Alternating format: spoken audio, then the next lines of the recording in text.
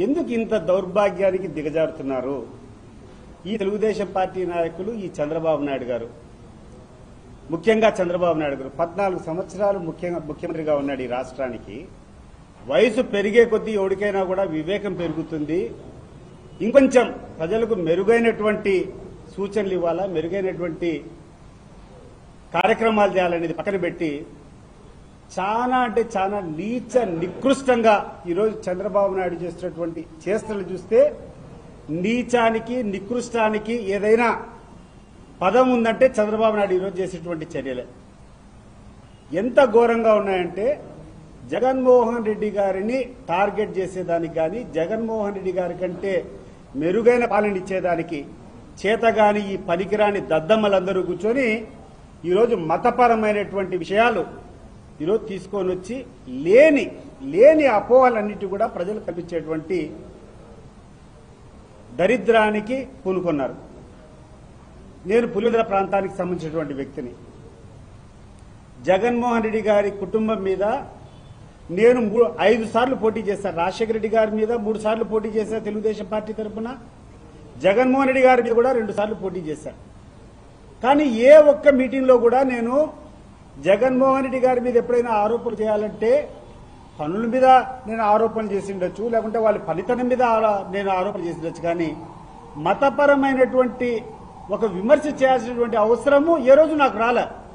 ఎందుకంటే నాకు తెలుసు జగన్మోహన్ రెడ్డి, రాజశేఖర రెడ్డి గారి కుటుంబము వాళ్ళు ఆచరించేది క్రిస్టియానిటీ. అది నువ్వు నేను చెప్పాల్సినటువంటి లేదు, చంద్రబాబు నాయుడు ప్రత్యేకంగా చెప్పాల్సినటువంటి అవసరం లేదు.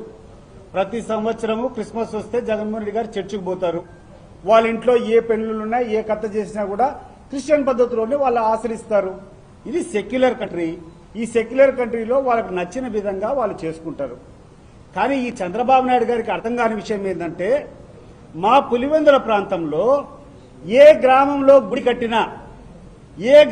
గుడి కట్టినా కూడా వైఎస్ఆర్ కుటుంబానికి సంబంధించినటువంటి అంతో ఇంతో చందా వాళ్ళకు పోతుంది.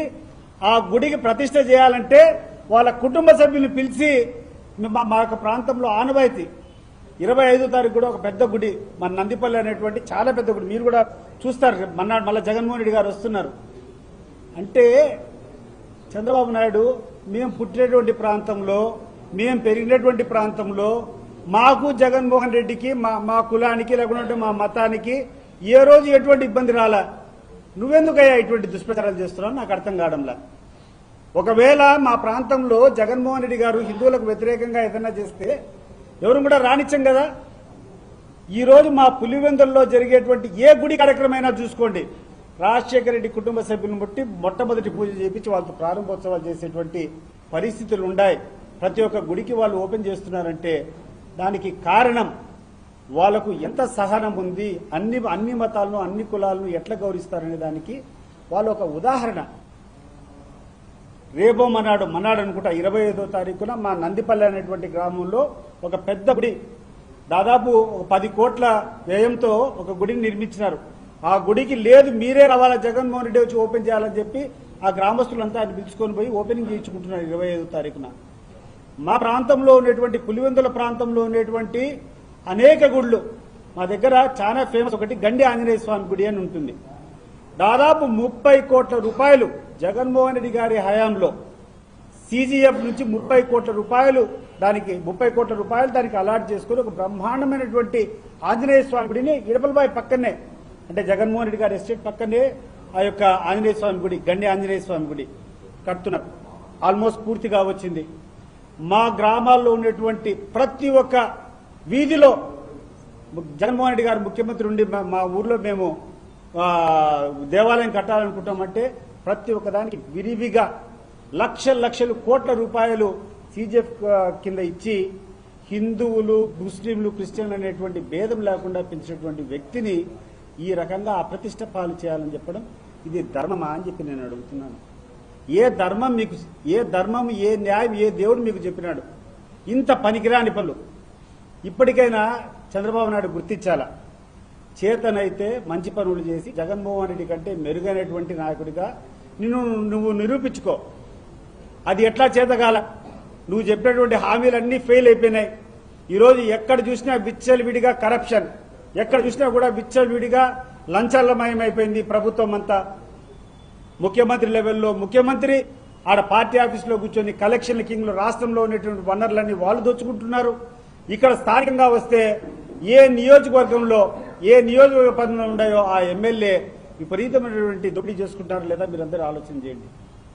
ఇంత దౌర్భాగ్యమైనటువంటి పరిస్థితిలో ఈ ప్రభుత్వం ఉంటే దీన్ని తీర్చుకోలేక దీనంతా పక్కదావ పట్టించేదానికి ఈ దౌర్భాగ్యులు వీళ్ళు చేసేటువంటి వెధవ కార్యక్రమాలు ఏదంటే ఈ యొక్క డైవర్షన్ పాలిటిక్స్, లడ్డు లడ్డు. అయ్యా చంద్రబాబు నాయుడు గారు, నీ లడ్డు గురించి నువ్వు ఎంత మాట్లాడితే అంతగా నీకు అపకీర్తి వస్తుంది.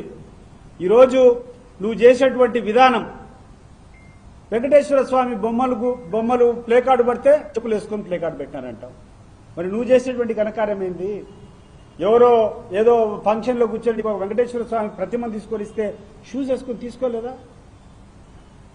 నువ్వు అంత గొప్ప భక్తునివైతే మరి నీ కుప్పంలో ఎన్ని గుళ్ళు కట్టించినావు? నువ్వు నీ కుప్పంలో ఎంతవరకు నువ్వు దారాదత్తం ఈ హిందూ మతాన్ని ప్రోత్సహించినావు?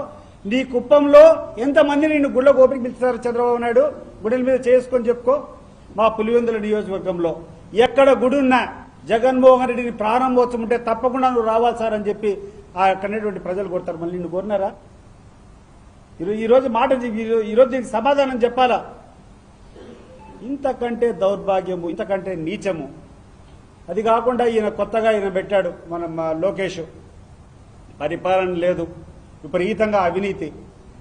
అన్నగారి కుటుంబం అంట, కుటుంబం గురించి అందరూ కలుసుకొని పోతున్నారంట. ఆలీబాబా 40 దొంగల మాదిరి.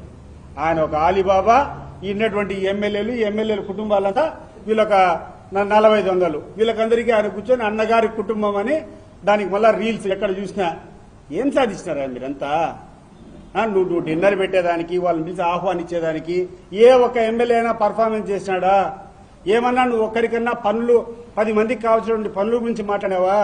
నీ బంధుత్వం పెంచుకునేదానికి అంటే నీకు అయిపోయింది, నీ చాప్టర్ క్లోజ్ అయిపోయింది. ప్రజల్లో నువ్వు క్లోజ్ అయిపోయినావు. కనీసం నీకు సంబంధించినటువంటి ఈ నాయకులంతా గట్టిగా పెట్టుకుంటే ఈ కుటుంబ పరంగా ఏదైనా బంధం ఏర్పాటు చేసుకోవాలనేటువంటి ఆలోచన తప్పితే ఒక సరైనటువంటి నాయకునికి ఇవన్నీ అవసరమా? అన్నగారి కుటుంబం వాళ్ళు పరిగెత్తుకుంటా పోయి వాటేసుకుండేది. ఈ రోజు కూర్చొని రీల్స్ చూస్తాడు. 2 సంవత్సరాలుగా లోకేష్ ఎప్పుడన్నా ఎవరికైనా అందుబాటులో ఉన్నాడా? ఏ నాయకుడన్నా పోయి కూర్చొని ధైర్యంగా మాట్లాడగలిగినాడు అతనితో? ఈ నాయకులు ఎవరైతే నిన్నామన్నా పోయి లోకేష్ కలిసారో నేను వాళ్ళనే అడుగుతున్నా. మీ నియోజకవర్గానికి సంబంధించి మీకు కావాల్సిన పనుల గురించి మీరు లోకేష్ దగ్గర పోయి మాట్లాడితే ఎప్పుడన్నా నీకు దగ్గరికన్నా రానిచ్చాడా నాయకుడు? ఈరోజు లూజింగ్ సైడ్ ఉన్నాడు, పోతా ఉంది, ప్రజల్లో పూర్తిగా పలుకుబడిపోయింది. ఈరోజు పార్టీలో ఉన్న కనీసం నమ్ముకుంటే వాళ్ళు ఉండాలా? రేపేదో నేను ముఖ్యమంత్రి కావాలని చెప్పి ఈ కొత్త నాటకాలు తప్పితే వీళ్ళకి ఏమీ లేదు. వీళ్ళ అసలు రంగు ప్రజలు గమనిస్తూ ఉంటారు. తప్పకుండా ఏ రోజు అవకాశం వస్తే ఆ రోజు వీళ్ళకు బుద్ధి చెప్పేదానికి ప్రజలు సిద్ధంగా ఉన్నారు.